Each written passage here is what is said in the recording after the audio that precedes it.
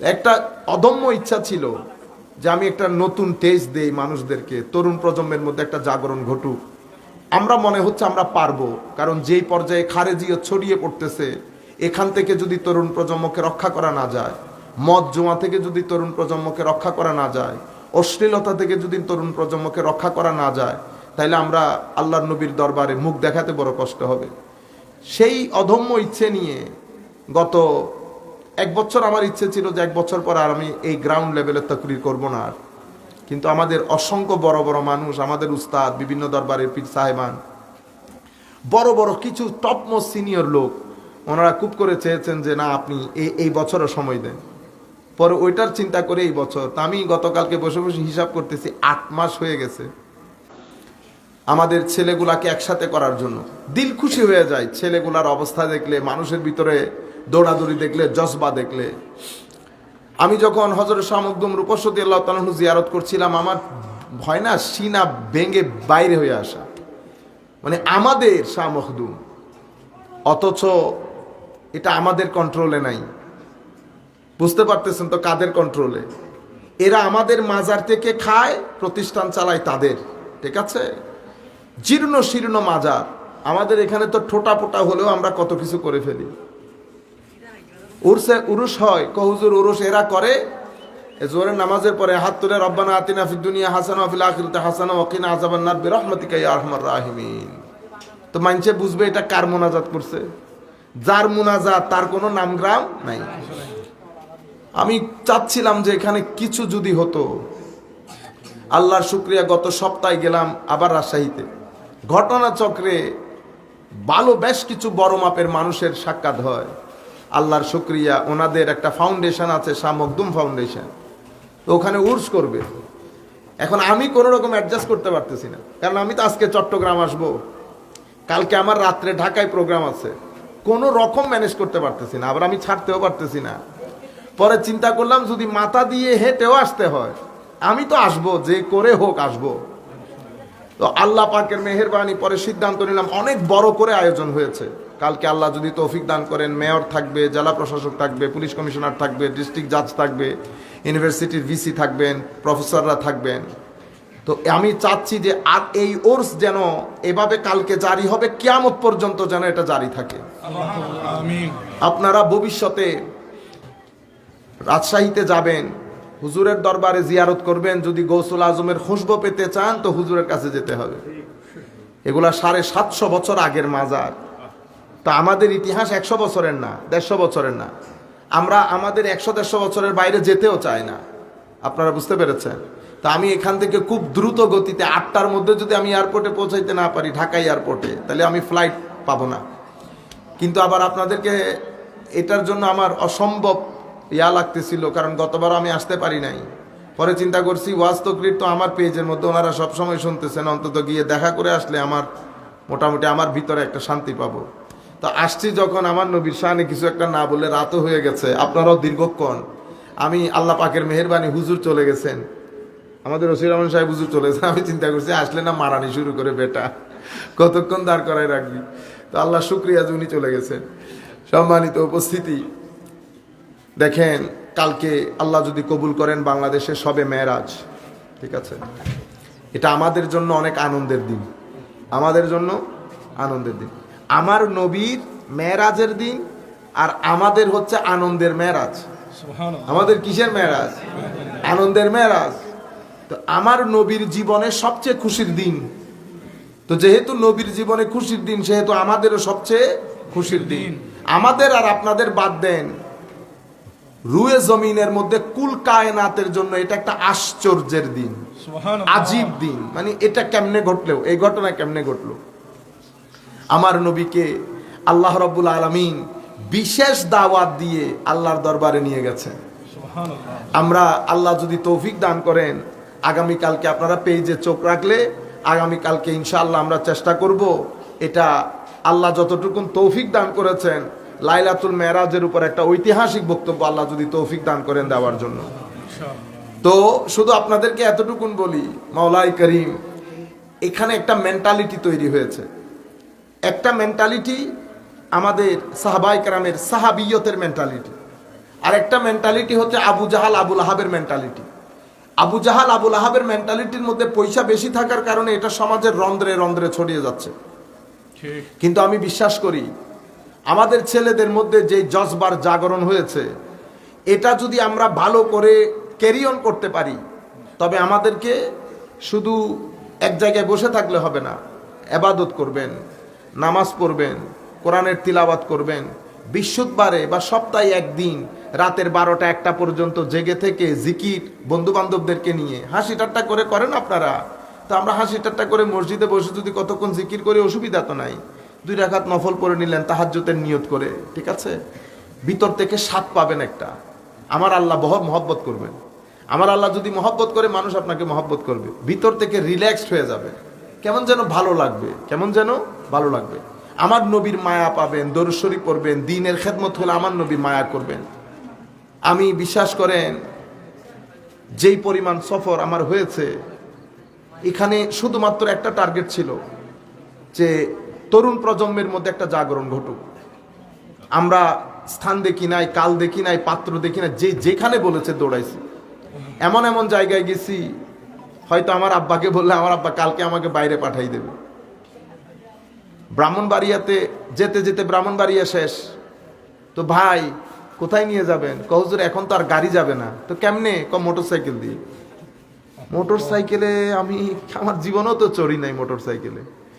আর এরকম গহীন রাস্তা দিয়ে আমি মোটরসাইকেলে, চিনি না জানি না কোথায় যাব। পরে উনি বলতেছেন, হুজুর নাসিরউদ্দিন সিপাহসালার রহমতুল্লাহ আলাইহির একজন আওলাদ এখানে এসে আবাদ করেছেন। এটা বলার পরে তো আমার ভিতরে আগুন ধরে গেছে। তারা আবাদ করেছেন, আমরা কোন চৌধুরীর পোলা? অন্তত মোটরসাইকেলের ব্যবস্থা তো হয়েছে, হেঁটে তো যাইতে বলে নাই। পরে বলছি, বেটা চল দেখি আল্লাহ কি করেন, কোথায় নিয়ে যা। যাইতেছি, বলতেছে 3 মিনিট। গ্রামের মানুষের 3 মিনিট তার ফুরায় না। 3 মিনিট আনলাম, তার বলতেছি, কিরে বেটা তোমার 3 মিনিট এটা কই? হুজুর একটু সামনে। একটু একটু করে আমার মনে হয় আফ্রিকার জঙ্গলে নিয়ে ফেলছে। এবং আল্লাহর শুকরিয়া, ওখানে গিয়ে দেখলাম মানুষ গহীন। আপনি মানে ওখানে আমি বললাম, আপনারা বর্ষাকালে কি করেন? হুজুর বর্ষাকালে তো সব নৌকা, আপনি এখানে মোটরসাইকেল চালাইতে পারবেন না। আল্লাহর দরবারে শুকরিয়া যে আপনার একটা জায়গার মধ্যে আছি, আমাদের এত ভোগান্তি করতে হয় না। একটা অদম্য ইচ্ছা ছিল যে আমি একটা নতুন টেস্ট দেই মানুষদেরকে, তরুণ প্রজন্মের মধ্যে একটা জাগরণ ঘটুক। আমরা মনে হচ্ছে আমরা পারবো, কারণ যেই পর্যায়ে খারেজিও ছড়িয়ে পড়তেছে, এখান থেকে যদি তরুণ প্রজন্মকে রক্ষা করা না যায়, মদ জুয়া থেকে যদি তরুণ প্রজন্মকে রক্ষা করা না যায়, অশ্লীলতা থেকে যদি তরুণ প্রজন্মকে রক্ষা করা না যায়, তাইলে আমরা আল্লাহর নবীর দরবারে মুখ দেখাতে বড় কষ্ট হবে। সেই অদম্য ইচ্ছে নিয়ে গত 1 বছর আমার ইচ্ছে ছিল যে 1 বছর পর আর আমি এই গ্রাউন্ড লেভেলের তাকরীর করব না। কিন্তু আমাদের অসংখ্য বড় বড় মানুষ, আমাদের উস্তাদ, বিভিন্ন দরবারের পীর সাহেবান, বড় বড় কিছু টপমোস্ট সিনিয়র লোক, ওনারা খুব করে চেয়েছেন যে না আপনি এই বছরও সময় দেন। পরে ওইটার চিন্তা করে এই বছর, তা আমি গতকালকে বসে বসে হিসাব করতেছি, 8 মাস হয়ে গেছে নন স্টপ, কোনো ব্রেক ছাড়া, মানে একদিনের ব্রেক ছাড়া।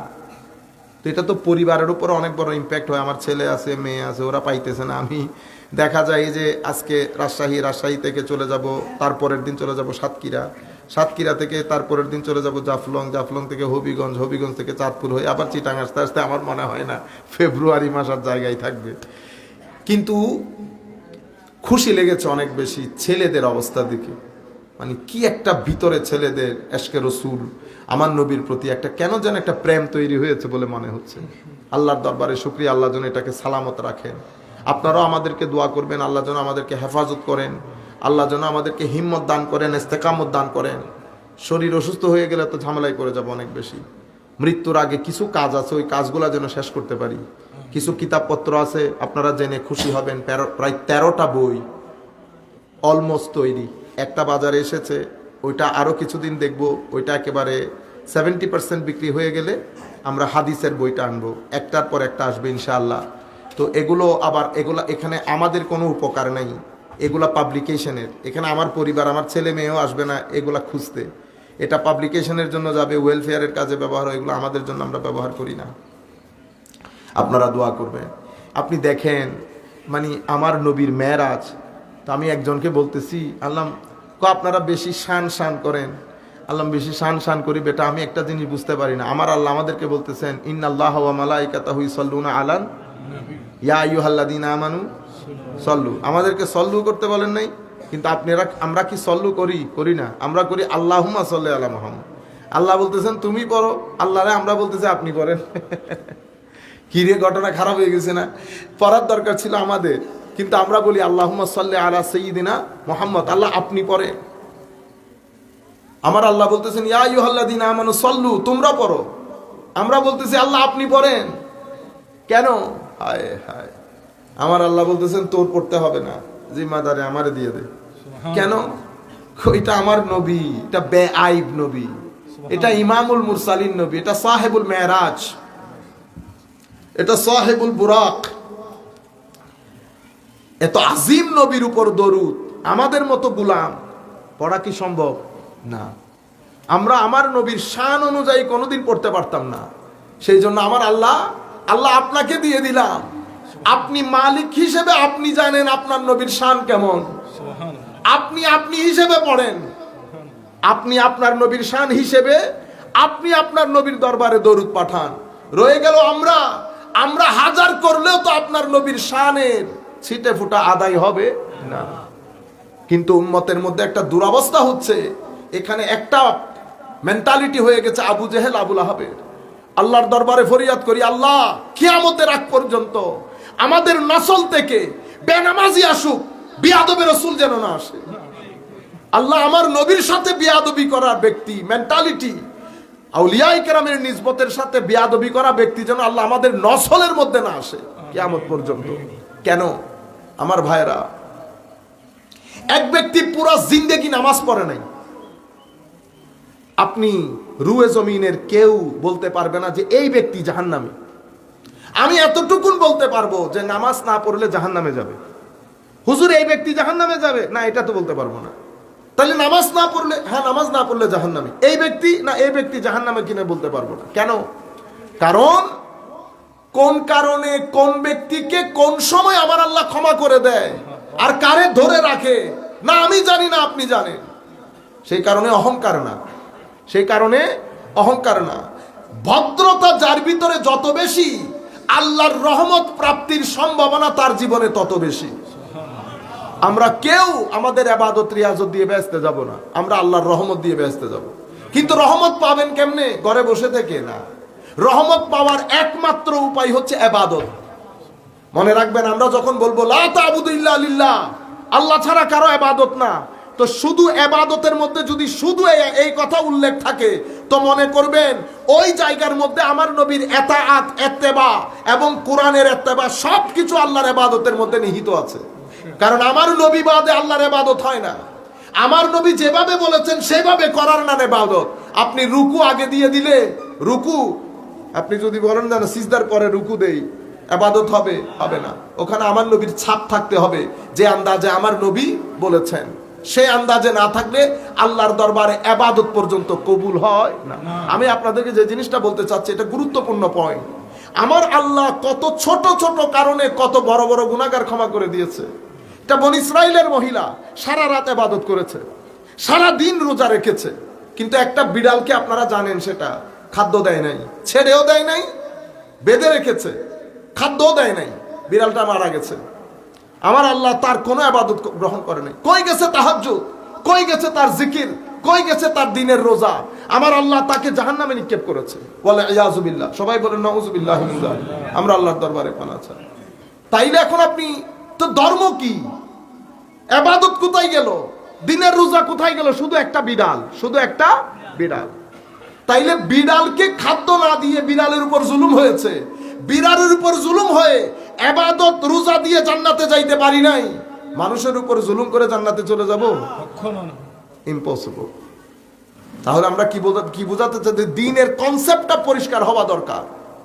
আরেক মহিলা ওই একই হাদিসের মধ্যে আমার নবী বলছেন, খারাপ কাজ করে ফেরত আসার সময় কুকুরকে শুধু পানি দিয়ে কুকুরকে জীবিত রেখেছে, এই কারণে আমার আল্লাহ তাকে জান্নাত দিয়ে দিয়েছে। এখন দুইটা মহিলার এক্সাম্পল আমার নবী তুলে ধরেছেন। একজনের জিন্দেগির মধ্যে রোজা এবং ইবাদত, আরেকজনের জিন্দেগির মধ্যে শুধুমাত্র গুনাহ, কিন্তু একজন বিড়ালের উপর জুলুম করেছে, আরেকজন একটা কুকুরের জান বাঁচিয়েছে, একজনকে জান্নাত দিয়েছে, একজনকে জাহান্নাম দিয়েছে। এবার আমরা আমাদের কনসেপ্ট পরিষ্কার করা দরকার না, এটা এখন এক জায়গায় রাখি। আরেকটা ঘটনা আপনাদেরকে বলি। আমার নবী সাল্লাল্লাহু আলাইহি ওয়াসাল্লাম জিজ্ঞেস করতেছেন, এটা রিয়াদুস সালেহিনের মধ্যে ইমাম নববী এই হাদিস শরীফ এনেছে, তোমার জীবনের মধ্যে কোনো ভালো কাজ আছে? আল্লাহ, আমি তো কোনো ভালো কাজ করছি বলে মনে হচ্ছে না। স্মরণ কর বেটা, কোনো আছে কিনা? স্মরণ করতে করতে পাইছে একটা, কি? আল্লাহ, আমি মানুষকে টাকা ধার দিতাম, আমি আমার কালেক্টরকে যখন টাকা কালেক্ট করার জন্য পাঠাইতাম, তাকে বলতাম কোনো গরিব হলে, মিসকিন হলে খবরদার জোর জবরদস্তি করিস না, তাকে সময় দিস, সে তার সময় মতো করে দিতে পারবে। আমার আল্লাহ জিজ্ঞেস করলেন, এ কাজ কেন করতি? আল্লাহ, গরিব মানুষ, আমি জোর করে লাভ আছে, টাকা দিতে না পারলে জোর করে কি করব? আমার আল্লাহ বলতেছেন, আমার বান্দার প্রতি তোর এত দরদ, যা বেটা তোরে মাফ করে দিলাম। এতগুলা গুনাহ নিয়ে আমার আল্লাহ আল্লাহর কোর্টে মাফ করে দিয়েছেন। আছে কোনো মায়ের ছেলে জিজ্ঞেস করার, আল্লাহ মাফ কেন করলেন? এটা একটা ঘটনা। আমি কয়েকটা এগুলাকে বলে ডেমনস্ট্রেটিভ ইনসিডেন্ট। আমি একটা থিসিস দিয়েছি আপনাদেরকে, সেই থিসিসের সাথে আমি কিছু ডেমনস্ট্রেশন দিচ্ছি। থিসিসটা কি ছিল? থিসিস হচ্ছে, নামাজ পড়ে নাই, গুনাহগার, গুনাহ জাহান্নামী, কিন্তু ব্যক্তিকে আমি জাহান্নামী বলতে পারবো না। আপনারা বুঝতে পেরেছেন? এখন দুইটা ইনসিডেন্ট পেলেন। 3 নাম্বার, এটা ইমাম ইবনে কাসির ওনার তাফসীরের কিতাবের মধ্যে যতটুকু আমার মনে, অনেকদিন আগে পড়েছি, আল্লাহ লা ইয়াগফিরু আন ইউশরাকা বিহি, এই আয়াতের ব্যাখ্যায় এনেছেন সোফার। 3 বন্ধু বনি ইসরাইলের, এক বন্ধু অনেক আবেদ, আরেক বন্ধু একেবারে ইবাদত রিয়াজতের ধারে কাছেও নাই, মাঝখানেরটা 50-50। তো একদিন যিনি অনেক আবেদ, উনি তার একেবারে ইবাদত যিনি করেন না, তাকে হঠাৎ রাগের বশত বলে দিয়েছেন, আল্লাহ তোকে কখনো ক্ষমা করবে না। এই কথা বলার দের আরশ আজিমের খোদা ফেরেশতা পাঠিয়ে দিয়েছে তার কাছে। তাকে গিয়ে জিজ্ঞেস কর, এই ওহী তার কাছে কে দিয়েছে যে আমি আমার বান্দাকে ক্ষমা করব না? শুধু এই কারণে ওই ব্যক্তিকে জান্নাতে দিয়েছে, তাকে জাহান্নামে পাঠিয়ে দিয়েছে। আপনি আল্লাহর, কারণ আমার আল্লাহর পরিচয়, যখন আল্লাহ সূরা ফাতিহা হচ্ছে কোরআনে পাকের গেটওয়ে, মেইন গেট। কোরআনে আপনি মেইন গেট বাদে, সূরা ফাতিহা বাদে ঢুকতে পারবেন না। এটা কোরআনের মেইন গেট। মেইন গেটের মধ্যে আমার আল্লাহ নিজের পরিচয় তুলে ধরেছেন। আমি কে? আমি ইলাহ। ইলাহ মানি আমি তোমার আশেপাশে পৃথিবী যা কিছু আছে সবকিছুর একচ্ছত্র মালিক। সুতরাং সেই কারণে তোমার একমাত্র উপাস্য আমি, ইবাদত শুধু আমার, আর কারো জন্য না। তাইলে আমার সাথে আল্লাহর প্রথম সম্পর্ক, আল্লাহ আমার মাবুদ, আল্লাহ আমার মাবুদ, আমার সিজদার একচ্ছত্র মালিক। আমি এখানে কাউকে শেয়ারিং দিতে পারবো না। বড় আজিম উর্দু কবি, উর্দুর মধ্যে খুব সুন্দর করে বলেছেন, আপনারা তার বুঝবেন না। আমি সেদিনই বুঝে গেছি আল্লাহ শরীক করাকে কেন অপছন্দ করেন, যেদিন তোমার সাথে আমি আরেকজনকে দেখেছি। আপনারা বুঝতে পেরেছেন? আপনি আপনার স্ত্রীর সাথে আরেকজনকে দেখলে গায়ে আগুন লেগে যায় না? একই ঘটনা। তুমি কবি বলছেন, সেদিনই আমি বুঝেছি শরীক করা তোমার কেন এত অপছন্দ, যেদিন আমি তার সাথে আরেকজনকে দেখেছি। সুতরাং ইবাদতের মালিক আল্লাহ, নাম্বার 1। দ্বিতীয়, আল্লাহ আমার রব, আমার যাবতীয় প্রয়োজন মিটান কে? আল্লাহ। যিনি আমার যাবতীয় প্রয়োজন মিটিয়ে দেন, তার সাথে আমার তেমন সম্পর্ক নাই, তার কোনো খবরও রাখি না আমি। 2। 3 নাম্বার কি? 3 নাম্বার হচ্ছে আমি তোমার প্রয়োজন অনুসারে পৃথিবীতে তোমার উপর দয়া করি। আমি রহমান, আমি রহিম। আখিরাতে আমি তোমার সামর্থ্য থেকে তোমার উপর দয়া করব। আমি রহিম, আমি মালিক। তাইলে উলুহিয়্যাত রুবুবিয়ত, রহমানিয়ত, রহিমিয়ত, মালিকিয়ত, 5টা জিনিস। এবং কোরআনে পাক যখন আল্লাহ শেষ করছেন এক্সিট, সেখানেও আপনি যদি পড়েন কুল আউযু বিরাব্বিন, আলহামদুলিল্লাহি রাব্বিল, দেখছেন মিল মিল, রুবুবিয়ত। মালিকিন নাস, মানুষের মালিক, কোরআনে সূরা ফাতিহার মধ্যে বলেছে মালিক ইয়াউমিদ্দিন। শুরুও রব দিয়ে, শেষও রব দিয়ে, শুরুও মালিক দিয়ে, শেষও মালিক দিয়ে। ইলাহিন নাস, আলহামদুলিল্লাহ, এখানেও ইলা আছে। তাইলে এই 3টা জিনিস অতীব গুরুত্বপূর্ণ আমি আর আল্লাহর মধ্যে সম্পর্ক নির্ণয়ের ক্ষেত্রে। ইলা, রব, মালিক, এই 3টা জিনিস, এই 3টার হক যদি আমি আদায় করতে না পারি এবং এই 3টা জিনিস যদি আমার ভিতরে না আসে, তাইলে তো আমি রুবুবিয়তের হক আদায় করতে পারবো না। সব সময় আমার ভিতরে রাখতে হবে আমার সিজদার মালিক আল্লাহ, আমার প্রয়োজন মিটানোর মালিকও আল্লাহ, আমার দয়া, আমার পৃথিবীতে বাঁচতে হলে যা কিছু প্রয়োজন সবকিছুর দাতাও আল্লাহ। সম্মানিত উপস্থিতি, সেই কারণে ধরতির মধ্যে আমি গুনাহগার, নফসের ধোকায় পড়ে যাই, শয়তানের ধোকায় পড়ে যাই, আমি গুনাহ করি, তবে আমি কিছু গুনাহ করব না। খবরদার, আমি ইউথদেরকে বলছি, বিশেষ করে পারত পক্ষে এটা চেষ্টা করবেন যেন জিন্দেগিতে কারো উপর জুলুম না হয়। বেটা, আল্লাহ জুলুম ক্ষমা, এতগুলা গুনাহ যিনি ক্ষমা করে দেন সেই আল্লাহ, আমার নবীর ভাষ্য মতে সাল্লাল্লাহু আলাইহি ওয়াসাল্লাম, লা ইয়াতরুকুহুল্লাহু শাইআ, আল্লাহ জুলুমের গুনাহ বিন্দু পরিমাণ ছাড় দেন না। এতগুলো গুনাহ ক্ষমা করে দিচ্ছেন, কিন্তু জুলুম যদি হয় বিন্দু পরিমাণ ছাড় দেয় না। প্রতারণা করা, প্রতারণাকারী যেহেতু আমার নবীর উম্মতই না, সেই হেতু আমার রহমত থেকে বঞ্চিত। সুতরাং আমরা প্রতারণা করব না, জুলুম করব না, মানুষকে ঠকাবো না, চালাকি করব না, মানুষের গায়ে হাত তুলব না। 2টা জিনিস সারা জিন্দেগি মাথায় রাখবেন, 2টা জিনিস। ইন্না মাআল উসরে ইউসরা, ফাইন্না মাআল উসরে ইউসরা। আমার এই জীবনের মধ্যে সব সময় অন্ধকার থাকবে না, সব সময় আলো থাকবে না। আমি মা বাবা দিয়ে এক টেবিলে খাচ্ছি তার মানে সারা জীবন খাবো সেরকম না। কিছু সময় হঠাৎ করে চেয়ার খালি হয়ে যাবে, 1 চেয়ার, 2 চেয়ার, 3 চেয়ার, এক সময় দেখবেন আমি একা। এটা পৃথিবীর নিয়ম। প্রত্যেক হাসির পরে কান্না জড়িত থাকবে, প্রত্যেক কান্নার পরে হাসি থাকবে। আপনার জীবনের কঠিন সময় পাড়ি দেবেন, সুন্দর সময় আসবে।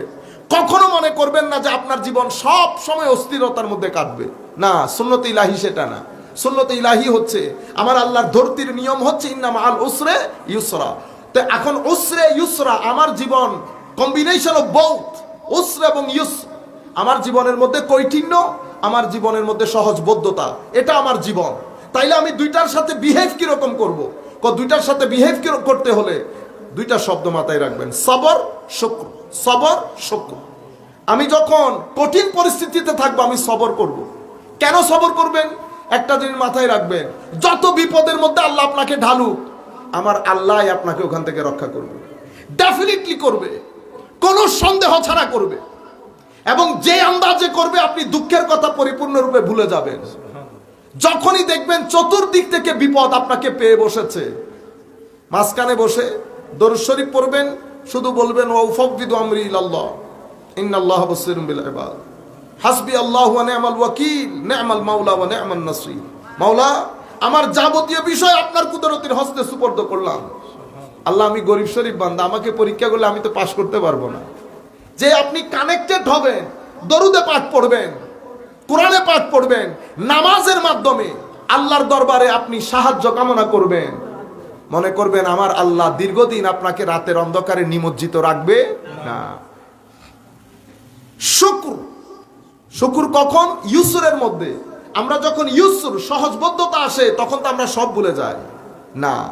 বান্দা যেন শুকরের বাইরে না যায়, এটা তো কোরআনে পাক। তো এটা তো আমি কোরআনের আয়াত শুনলাম, দেখবো কোথায়? দেখার জন্য বেস্ট এক্সাম্পল হচ্ছেন আমার নবী। আমার নবীর মেরাজ হচ্ছে ইউসুর, মেরাজের আগের সময় উসর। উসরের মধ্যে আমার নবীর জীবনের সবচেয়ে কঠিন সময় ছিল মেরাজের আগের সময়টা।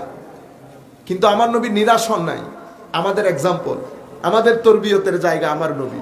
কোরআনের আয়াত হাফেজ সাহেব পড়েছেন, আমি শুনেছি, আমার কানের কাজ শেষ, চোখ দেখতে চাচ্ছে উসর এবং ইউসরের কম্বিনেশন কি। আমার নবী দাঁড়িয়ে গেছেন, দেখ উসর আর ইউসর কাকে বলে। উসর সে আবি তালিবের মধ্যে শেষ পর্যন্ত খাদিজাতুল কুবরা রাদিয়াল্লাহু তাআলা আনহা ইন্তেকাল করেছেন বেসাহারা।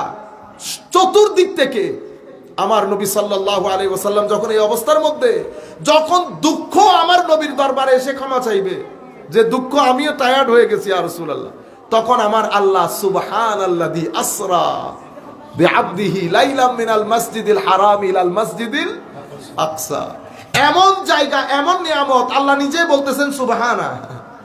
ঘটনা আশ্চর্যের, আমার আল্লাহ নিজে আশ্চর্য প্রকাশ করতেছে যে ঘটনা আশ্চর্যের, ঘটনা আশ্চর্যের। অসর এবং ইউসর, ওই পয়েন্টটা শেষ করে আমরা আমাদের বক্তব্য শেষ করে দেব। সম্মানিত উপস্থিতি, তাহলে কয়টা এক্সাম্পল পেলেন? আর একটা গুরুত্বপূর্ণ এক্সাম্পল, বনি ইসরাইলের ওই ব্যক্তি না 99টা কতল করেছে না, শেষে আরো একটা কতল করে 100 কতল করেছে, আমার আল্লাহ তাকেও মাফ করে দিয়েছে।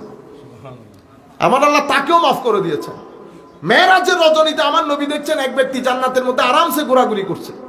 লাকাদ রাআইতু রাজুলান ইয়াতাকাল্লাবু ফিল জান্নাতি ফি শাজারাতিন কাতাআহা মিন যাহরিত তারিক আও কামা ক্বালা নবী সাল্লাল্লাহু আলাইহি ওয়াসাল্লাম। আমার নবী জিবরিলকে জিজ্ঞেস করতেছেন তার কাজ কি, কি করেছে সে? কয় ইয়া রাসূলুল্লাহ, জমিনের মাঝখানে তার একটা গাছ ছিল, মানুষ চলাচলের পথে কষ্ট পাইতো, আল্লাহ সে এটা চিন্তা করে গাছ কেটে ফেলেছে, আমার আল্লাহ তাকে মাফ করে দিয়েছে। সুবহানাল্লাহ। আরেক ব্যক্তি সন্তানদেরকে বলে গেছে যে আমি মারা যাওয়ার পরে জ্বালিয়ে পুড়িয়ে আমার ছাইগুলা সমুদ্রে ছেড়ে দিও, আমার আল্লাহ তাকে দাঁড় করিয়ে সৃষ্টি আবার রিবিল্ড করে, রিক্রিয়েট করে। আমার আল্লাহ আমার আল্লাহর সামনে দাঁড় করে জিজ্ঞেস করেছে এই ঘটনা কেন ঘটাইলি বেটা, কেন ঘটাইলি?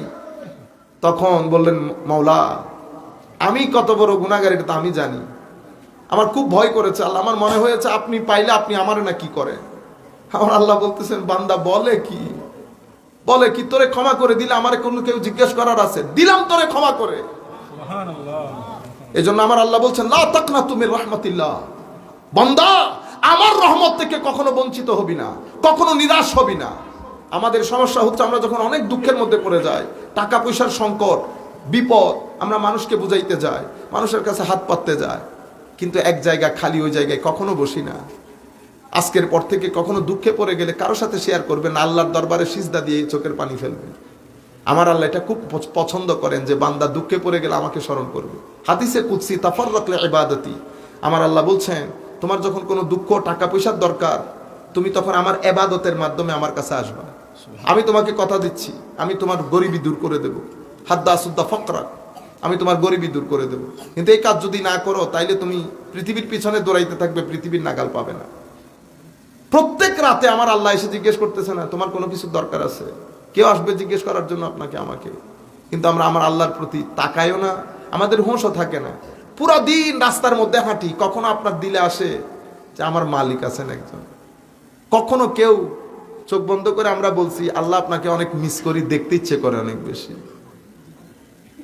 এটা আমার মালিক না, আমার আল্লাহ আপনাকে বলতেছেন আমি তোরে বড় মহব্বত করি, তা আমাকে আল্লাহকে মহব্বত করতে হবে না? আল্লাহর ওলিদেরকে আমরা এত ভালো পছন্দ কেন করি? কারণ তাদেরকে আল্লাহ পছন্দ করেন। যাদেরকে আল্লাহ মহব্বত করেন, সৃষ্টি তাদের পিছনে দৌড়াবে, এটাই খুব স্বাভাবিক। তো এটা হচ্ছে আমাদের মাগফিরাতের, আমাদের ক্ষমার জায়গা। আরেকটা জায়গা আছে আমার নবীর শানে বেয়াদবি, এই কাজ আমরা কখনো করব না। এটা যদি হয় তা আপনি আমার জিজ্ঞান হুজুর শানের সালাতে বেয়াদবি করেছে, তো আপনি বলতে পারবেন জাহান্নামের কুকুর, জাহান্নামের। কিন্তু এই ক্ষেত্রে আপনি বলতে পারতেছেন না, এই জায়গার মধ্যে ক্রিস্টাল ক্লিয়ার, কারণ এটা অনেক সেন্সিটিভ জায়গা। এই জায়গা নিয়ে কোনো মশকরা নাই, এই জায়গা নিয়ে কোনো পরীক্ষা নিরীক্ষা নাই। শানের সালাতের মধ্যে রত্তি বরাবর বেয়াদবি হবে, রহমতে খুদাবন্দি থেকে খারিজ হয়ে যাবেন, জাহান্নামের কুকুরে পরিণত হবে। সেই কারণে বর্তমানে এই সময় এই পয়েন্ট বলে আমি শেষ করে দিচ্ছি। আমার নবী মেরাজ থেকে ফিরতেছেন, মেরাজ থেকে ফিরে গেছেন, জিজ্ঞেস করেছে আপনি বড় মেরাজ করে এসে দেখি, বলেন দেখি আমাদের যে ব্যবসায়ের কাফেলা ওরা কখন এসে পৌঁছাবে? ছাগলের দল, ও ব্যবসায়িক কাফেলা কখন এসে পৌঁছাবে? আমার নবী মেরাজে তোদের ব্যবসায়িক কাফেলা দেখতে গেছিল। আমার নবী বলতেছেন একদল সূর্যোদয়, একদল সূর্যাস্তের সময়, আরেক দল মধ্য ওই যে মিড ডে জোহরের সময়। সূর্যোদয়টা সূর্যোদয়ের সময় চলে এসেছে, মিড ডেটা মিড ডে সময় চলে, সূর্যাস্তের সময়টা আসতে দেরি হচ্ছে। আপনি মেন্টালিটি দেখেন। আমার নবীর এই ঘোষণার পরে একদিকে আবু বকর, উমর, উসমান ও আলী রাদিয়াল্লাহু আনহুম আজমাইন, তারা খুশিতে আত্মহারা। কালকের দিন দুনিয়া দেখবে আমার নবীর জবান থেকে বের হওয়া কথা কিভাবে সত্যে প্রমাণিত হচ্ছে। এটা একটা মেন্টালিটি, এটাকে বলে সুন্নি মেন্টালিটি। আর এটা আবু জেহেল, আবুল আহাবের মেন্টালিটি, কালকে খবর আছে, কালকে খবর আছে। উনি কি, এরা কখন আসে উনি কি জানবেন?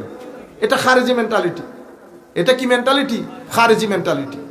ব্যক্তি চলে গেছে, মেন্টালিটি থেকে গেছে।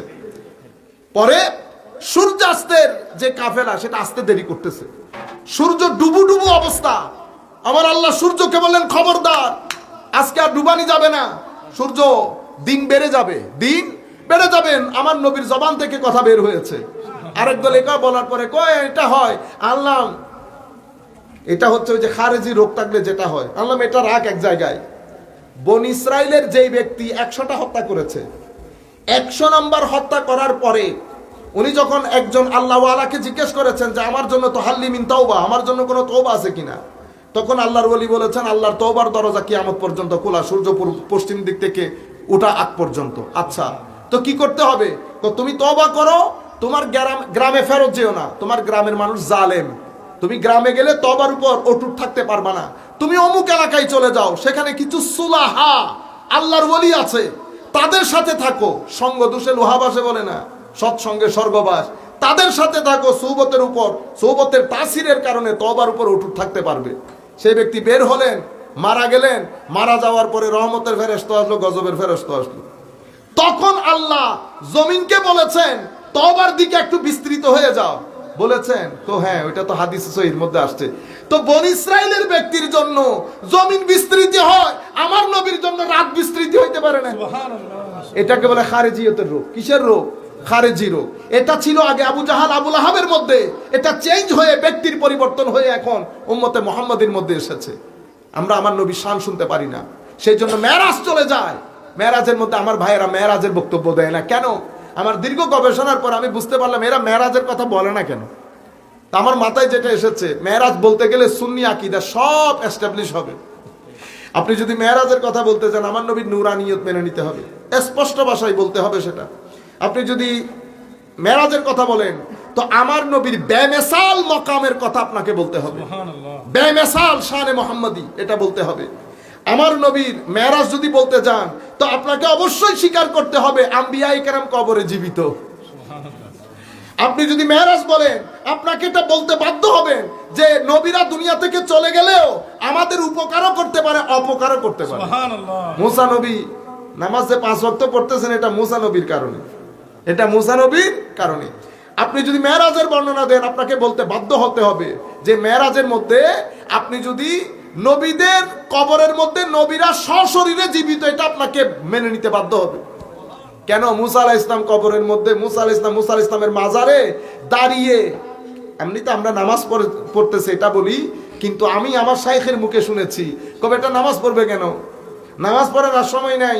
আমার নবী যাইতেছে ওই রুট দিয়ে, ও নামাজ পড়তেছে না, এ আমার নবীর সাথে দাঁড়িয়ে স্যালুট দিচ্ছে, যান এটা সুবহানাল্লাহ সুবহানাল্লাহ ইউসাল্লি। আপনারা বুঝতে পেরেছেন?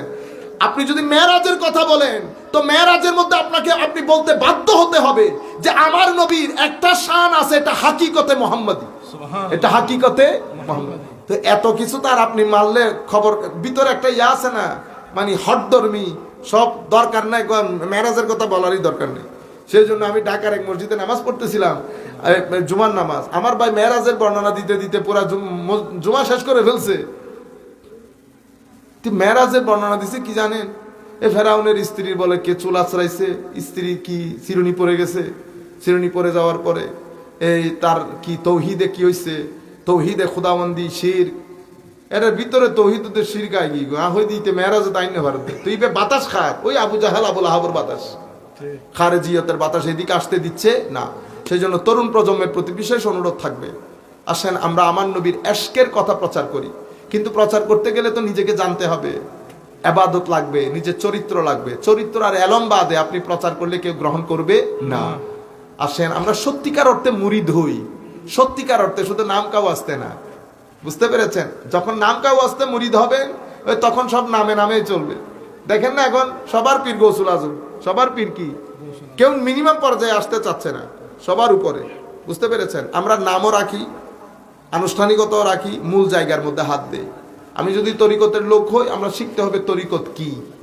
মেরাজ সম্পর্কে আমরা কালকে মেরাজ হবে, আমরা অমুক সমুকের কথা না বলে, মানে ধাপে ধাপে ধাপে কি কি ঘটনা মেরাজের মধ্যে, কোন কোন জিনিসটা ইম্পর্টেন্ট, কি কি জিনিস আমাকে জানতে হবে, এগুলা জেনে নেবেন।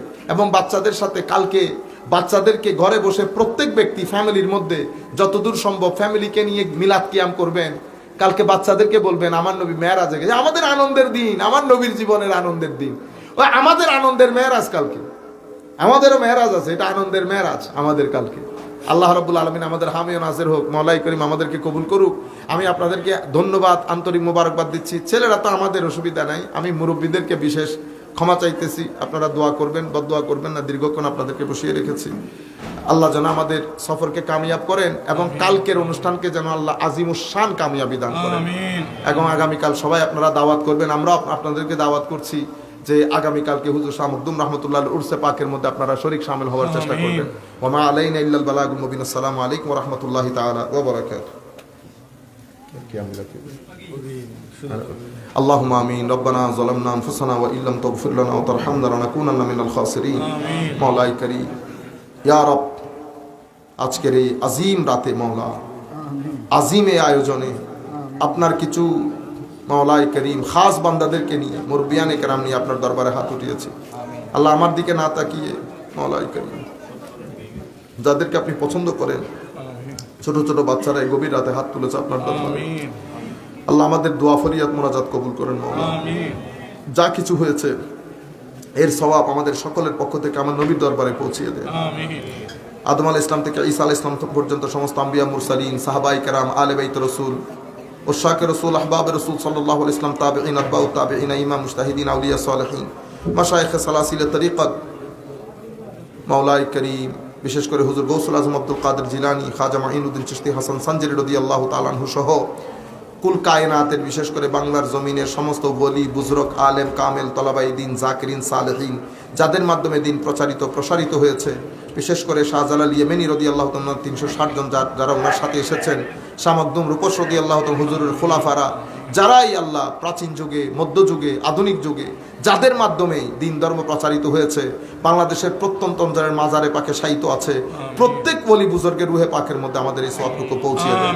বিশেষ করে মাওলা চার পীর আউলিয়া রাদিয়াল্লাহু তাআলা আনহু, হযরতে কাঙ্গালী শাহ রাদিয়াল্লাহু আনহু, হযরত বদরুস সালিম শাহ রাদিয়াল্লাহু তাআলা আনহু, হযরতে রহমত আলী শাহ, হযরত লাল শাহ রাদিয়াল্লাহু তাআলা আনহুম আজমাইন, সকলের রুহে পাকের মধ্যে আমাদের এই সওয়াবটুকু পৌঁছিয়ে দেন। মাওলাই করিম হুজুরদের মুতামাসসিকিন, মুতাআল্লিকিন, মুহিব্বিন, মুরিদিন, খোলাফা যারা যেখানে শায়িত আছেন তাদের কবরও আমাদের এই সওয়াবটুকু পৌঁছিয়ে দেন।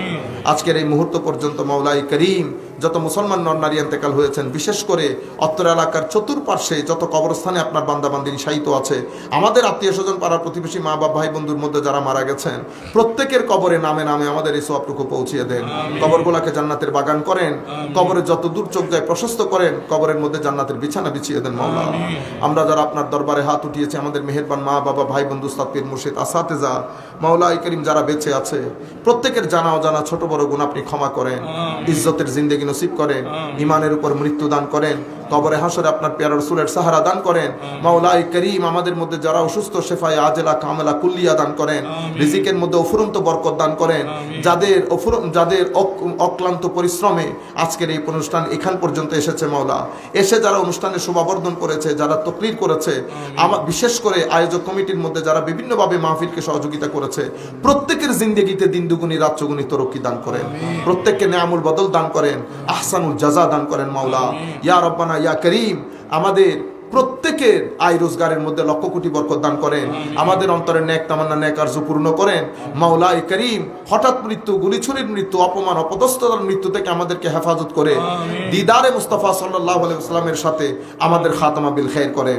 যে সমস্ত প্রবাসী ভাইরা আমাদের এই অনুষ্ঠানের মধ্যে হিস্সা নিয়েছে মাওলা, হয়তো আমাদের সাথে দোয়ার মধ্যে শরীকও হয়েছে, মাওলাই করিম তাদের জিন্দেগিতে দিন দুগুনি রাত চৌগুনি তরক্কি দান করেন, তাদেরকে সমস্ত প্রকার বালা মুসিবত থেকে হেফাজত করেন। প্রবাস থাকে আল্লাহ, আমরা জানি প্রবাসী মানুষের অন্তরের অবস্থা কি হয়, আল্লাহ তাদেরকে আপনার হেফাজতের চাদরে আবৃত করেন, সহি সালামতে তাদের পরিবার পরিজনের কাছে আসার তৌফিক দান করেন, তাদের আয় রোজগারের মধ্যে বরকত দান করেন। মাওলাই করিম আমাদের সকলকে আপনার হেফাজতের চাদরে আবৃত করেন, ঘরগুলাকে আবাদ করেন, তরুণ প্রজন্মের অন্তরে জজবায়ে দিন দান করেন, তাদের জজবাকে সালামত রাখেন।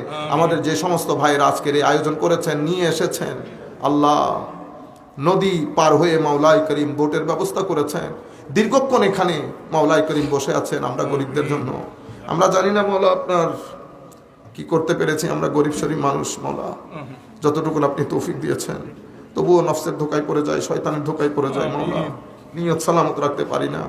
মাওলাই করিম আমাদেরকে এই পুরো প্রসেস থেকে বের করে মাওলা আমাদের ভাইদের জজবাতকে আপনি দিন দুগুনি রাত চৌগুনি তরক্কি দান করেন, ইস্তেকামতের সাথে আহলে সুন্নাত ওয়াল জামাতের এক একটা স্তম্ভে পরিণত করেন আল্লাহ। তাদের মাধ্যমে পরবর্তী প্রজন্মের একটা সুন্দর দিন, একটা সুন্দর সময় যেন পরবর্তী প্রজন্মের জন্য রেখে যেতে পারি মাওলা।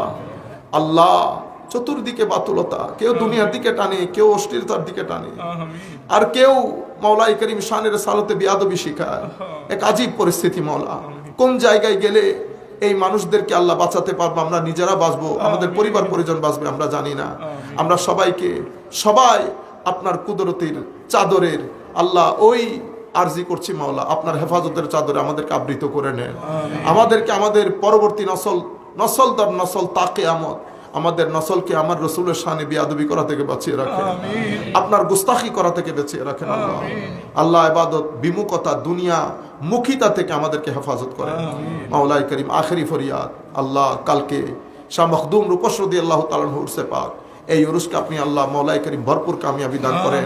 যে সমস্ত মেহমান বিন্দু যারা যেখান থেকে আসার ইচ্ছা পোষণ করেছেন প্রত্যেকের রাস্তাকে আপনি সালামত করেন, আমাদেরকে আল্লাহ মাওলাই করিম সালামতে আল্লাহ ঢাকায় পৌঁছার তৌফিক দান করেন, বাকি রাস্তাগুলো আপনি আসান করে দেন। আমাদের মুরব্বী যারা আমাদের সাথে আমিন আমিন বলছেন তাদের হায়াতে তৈয়বা তবিলা তহেরা দান করেন, তাদের ছায়া আমাদের মাথার উপর তাদের জারি ও সারি রাখেন।